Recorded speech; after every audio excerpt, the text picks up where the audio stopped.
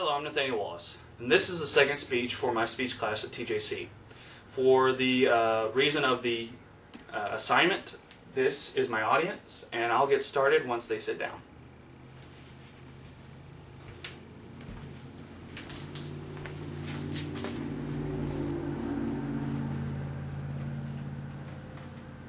Hello, my name is Nathaniel Lee Wallace.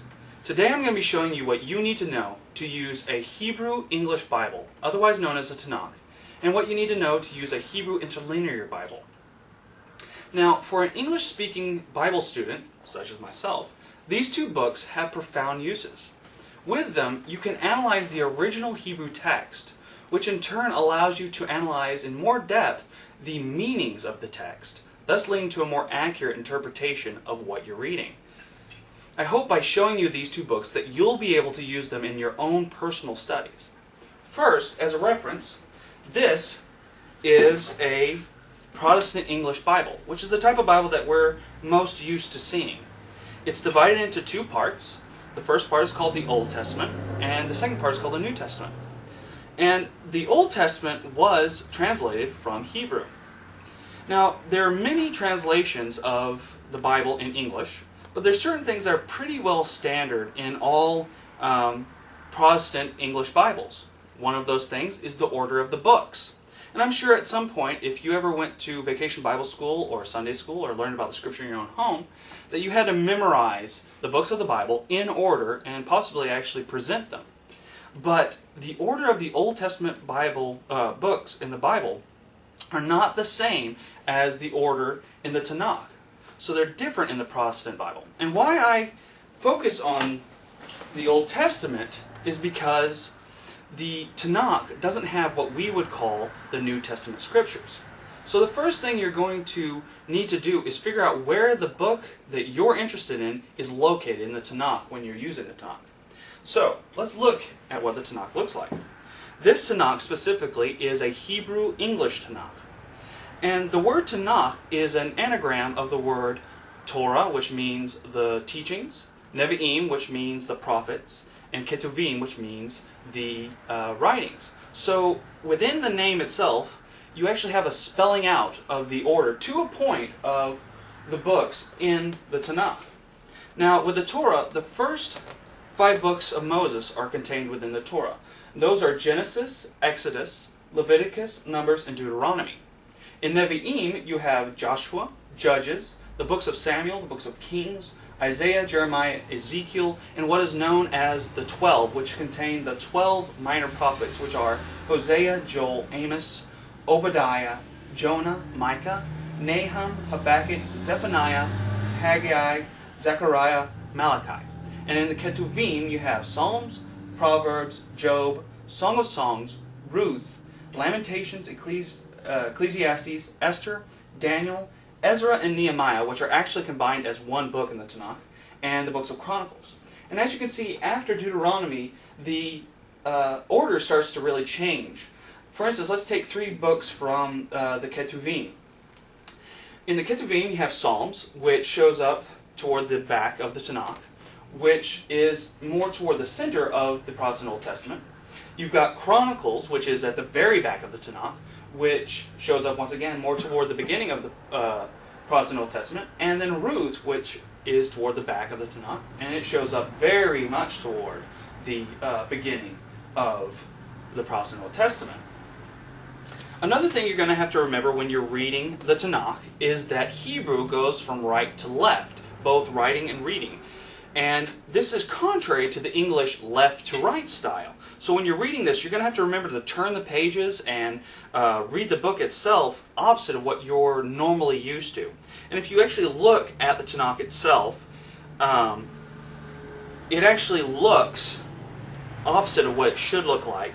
And especially when you open it up, it looks like it's going the wrong way.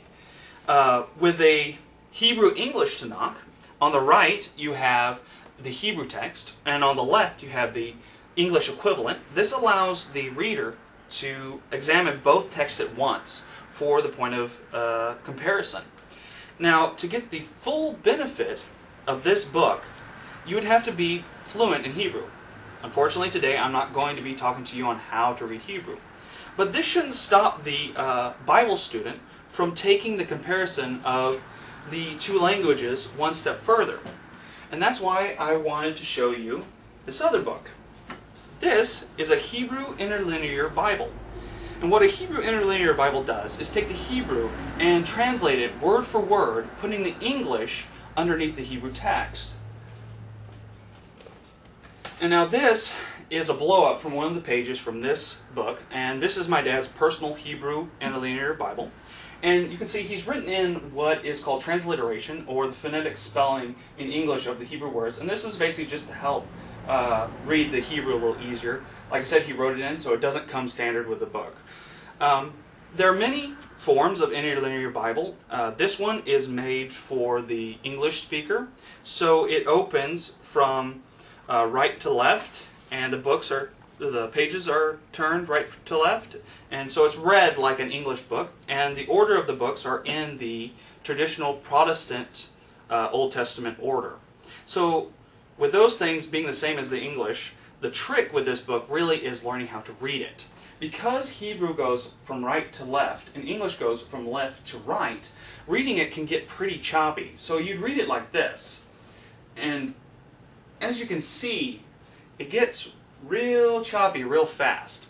Another thing you're going to run into that might confuse you is the fact that it is formatted in the Hebrew means that the grammatical structure and the sentence structure are going to be different than the English way of saying things. So, for instance, let's take the first line of the scripture that says in English, "In the beginning God created the heavens and the earth." Well, if you read it word for word, exactly as it was written, translated from Hebrew, it would say this: "In the beginning He created, God, the heavens and the earth." Well, obviously, in the section where it says He created God, it's not talking about some individual who created God. It instead is the Hebrew sentence structure, which is He created the action first, God, the one doing the action, next, and then the heavens and the earth, which are what the action is focused toward.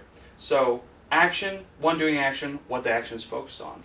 So when you're reading from the Interlinear Bible, you're going to have to piece together the meaning of what you're reading, which takes a bit of work but isn't too awfully hard, and actually can be very enlightening as you study. For instance, there is a part in Job where the text talks about God, and as it's talking about God, the text is in the singular, but there comes a point when it says, "and he turned his faces," talking about God, which shows a plural unity in God, which is fascinating.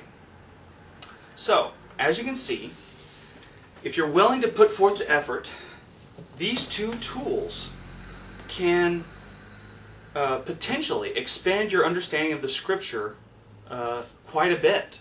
So I hope by showing you this that I've given you two new tools to help you in your study of the Scripture, allowing you to get a deeper, richer understanding of what you're studying. Thank you.